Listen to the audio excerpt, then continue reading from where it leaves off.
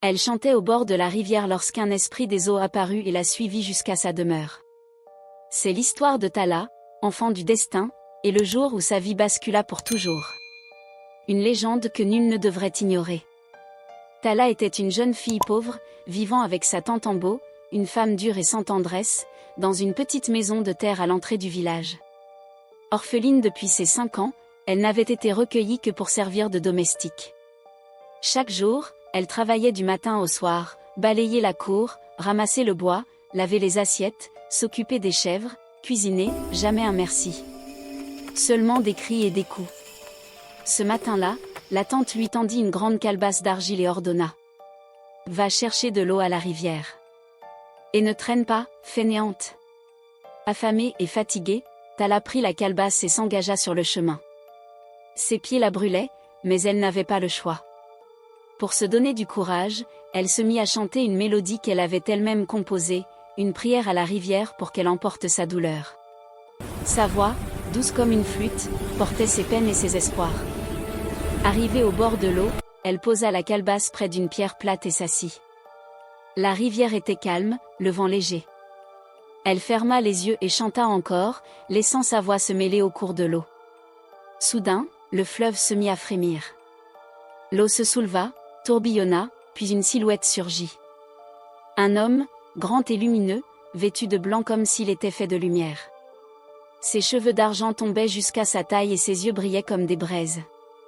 Tala voulut fuir, mais ses jambes refusèrent de bouger. « Comment oses-tu troubler mes eaux chaque jour avec ta voix ?» gronda-t-il, tonnant comme l'orage. Tala, en larmes, tomba à genoux. « Je ne voulais pas vous déranger, je chante parce que je suis triste. Je vous en prie, ne me faites pas de mal. » L'esprit la fixa longuement, silencieux, puis disparut soudainement dans les eaux. Terrifiée, Tala s'enfuit en oubliant la calebasse. À son retour, sa tante l'attendait, furieuse, et la battit avant de l'envoyer récupérer l'objet. La nuit tombait, la lune montait. Tremblante mais contrainte, Tala retourna vers la rivière. La berge était silencieuse. La calebasse avait disparu. Elle chercha partout, paniquée, avant de s'effondrer en pleurs. « S'il vous plaît, je veux seulement ma calebasse. » C'est alors qu'une onde légère traversa l'eau, comme une réponse venue des profondeurs. Ses jambes tremblaient, ses yeux grands ouverts reflétaient la terreur, sa bouche restait figée par le choc. Avant qu'elle ne puisse réagir, l'eau se mit de nouveau à tourbillonner et une silhouette surgit lentement du cœur de la rivière. C'était le dieu des eaux, plus puissant, plus sombre que la première fois, de longs cheveux argentés flottaient autour de lui, sa tunique blanche luisait sous la lune, et ses yeux brûlaient d'une colère silencieuse. Tala poussa un cri avant de tomber dans le sable, puis, sans réfléchir, s'enfuit en ramassant son pagne, abandonnant la calebasse, ignorant le froid et la douleur des pierres qui lui déchiraient les pieds. Derrière elle, la divinité sortit entièrement de l'eau et avança sans un son, bien que les arbres se tordent sous un vent soudain et que l'air devienne lourd comme du plomb. Tala, haletante, se retourna un instant, elle le vit marcher vers elle, lent mais implacable. Prise de panique, elle repartit en courant jusqu'à la maison, se jeta dans la cour, força la porte et la verrouilla en tremblant. Sa tante, furieuse, exigea où était passée l'eau et la calebasse, mais Tala, muette de terreur, ne parvint pas à prononcer un seul mot, sa voix s'était perdue, son oui avait disparu, comme si le monde était soudain devenu muet autour d'elle. Ses cousines éclatèrent de rire en voyant son état et maman Ambo, persuadée qu'elle mentait, prit une lampe à pétrole, sortit inspecter la nuit et ne trouva rien, puis revint en accusant Tala d'avoir vendu la calebasse. Elle la saisit, la poussa dehors et l'obligea à retourner vers la rivière, refermant sur elle la porte avec fracas. Tala, brisée, descendit le chemin en pleurant sans son, tandis que, sous la clarté lunaire, le dieu de la rivière réapparut derrière elle. Il ne dit rien, leva seulement la main pour lui faire signe d'avancer. Alors elle marcha, fragile et tremblante. Mais soudain, la divinité tourna son regard en direction de la maison de sa tante. Au-dessus de cette toiture seulement, le ciel devint noir, les nuages s'amassèrent, puis une pluie violente éclata, une tempête tombant exclusivement sur leur foyer. Le vent hurla, arracha le toit qui fut projeté hors de la cour, laissant la maison trempée de fond en comble alors que toutes les autres demeures du village restaient sèches. Piégée sous l'orage, la tante et ses filles crièrent et coururent en vain, sans trouver un seul endroit épargné.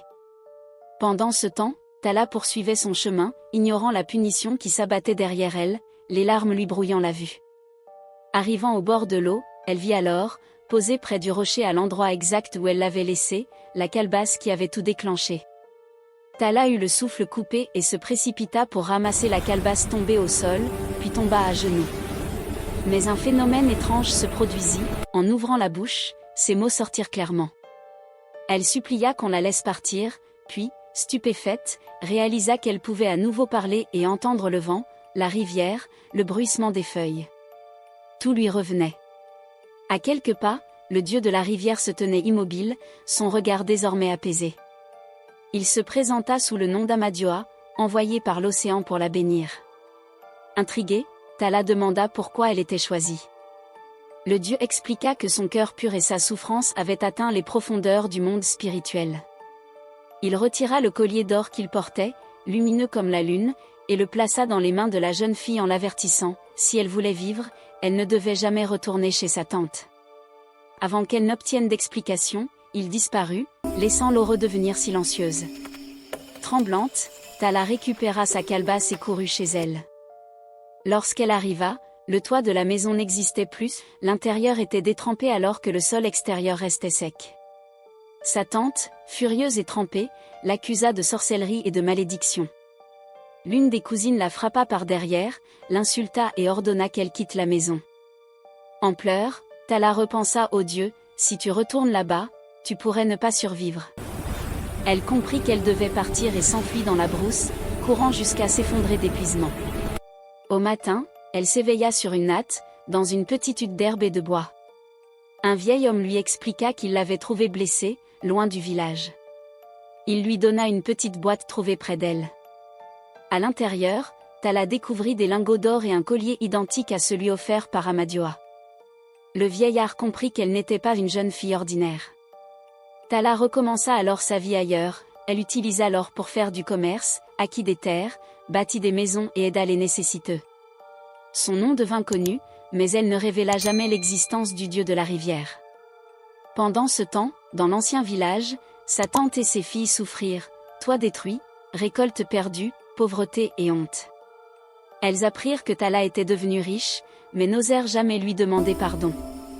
Tandis qu'elle restait dans la misère, Tala devint une lumière pour beaucoup. Moralité, ne renonce jamais lorsque tu es rejeté. Un cœur pur transforme la douleur en force. Ceux qui t'ont méprisé verront un jour ton nom s'élever. Les années passèrent, et Tala bâtit un domaine au cœur d'une vallée fertile, là où les rivières se rejoignent et où la terre porte des fruits en abondance. Le soleil semblait toujours briller plus longtemps sur ses champs, et les pluies arrivaient exactement lorsqu'il le fallait. On disait même que ces terres ne connaissaient jamais la sécheresse, comme si l'eau elle-même l'accompagnait. Mais malgré sa richesse et sa paix retrouvée, Tala ne trouvait pas le repos complet. Chaque soir, au moment où la lune se reflétait sur les palmes des dattiers, elle entendait parfois une mélodie au loin semblable à celle qu'elle chantait enfant au bord de la rivière. Une chanson douce, presque un murmure. Et à chaque fois, son cœur se serrait.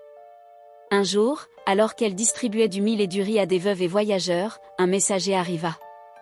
Haletant, couvert de poussière, il tomba à genoux devant elle. « Grande Tala, ton ancien village est mourant. La rivière s'est asséchée, les récoltes sont détruites, les enfants tombent malades. Ils te supplient de revenir. Ils disent que seul toi peux sauver la terre. » Le cœur de Tala hésita. Revenir signifiait affronter ses blessures, ses souvenirs, et peut-être désobéir au dieu Amadioa. Mais abandonner ceux qui souffrent, cela n'était pas dans sa nature. Cette nuit-là, elle alluma une lampe et s'assit seule devant sa maison. Le vent soufflait doucement, et l'eau du puits brillait sous les étoiles. Tala prit le collier doré offert par Amadioa et le serra contre sa poitrine.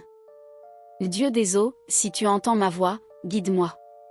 Dis-moi si je dois retourner auprès de ceux qui m'ont rejeté. » Aussitôt, sans bruit, l'eau du puits se mit à onduler.